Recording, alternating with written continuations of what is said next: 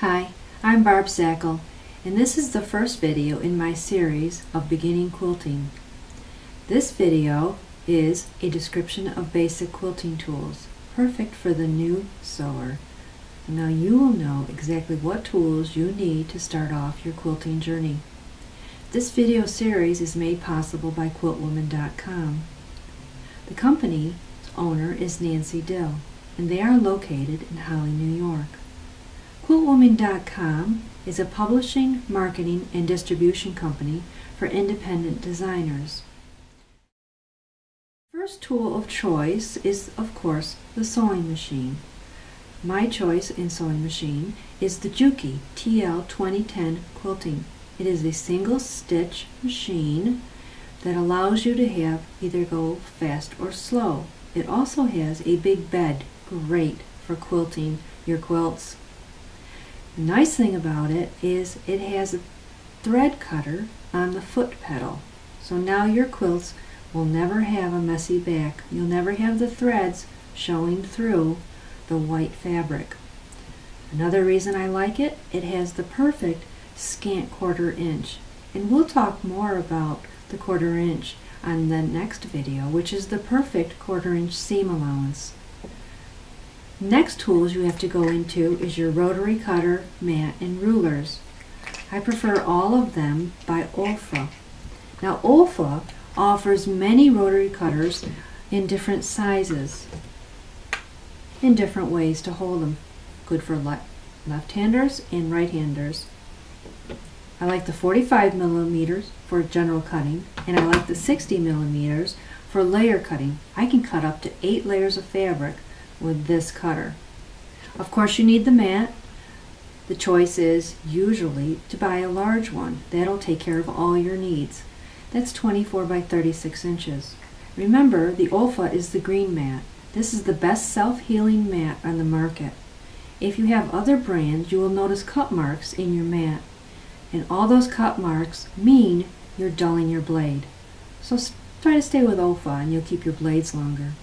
Of course, we move on to the rulers. You need 2. One is the 6 by 24 inch for cutting your strips, and the second ruler is a 12.5 inch square. These 2 rulers will take care of all your needs.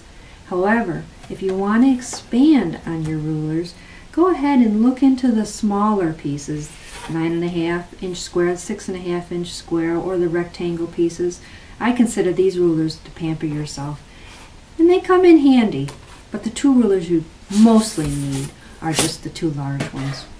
Of course, you need your quilting pins and maybe a pin holder, which is nice, the magnetic. But remember, if you have a computer in your sewing machine, you don't want to put the magnetic holder near that. If your pin goes in nice and smooth, then those are the pins to keep. If your pin goes in a little bit hard, chances are it's got a dull point. I'd get rid of them, and I would shop around for one that, again, goes in nice and smooth. I use 2 pair of scissors. I use a small pair for cutting threads, snips, and I use a bigger pair with a long blade for cutting your fabric. Moving on to thread, I recommend a poly or a poly cotton combination. Make sure that you use the same thread in your bobbin as you use up top, as this will counterbalance weight and give you a really nice stitch.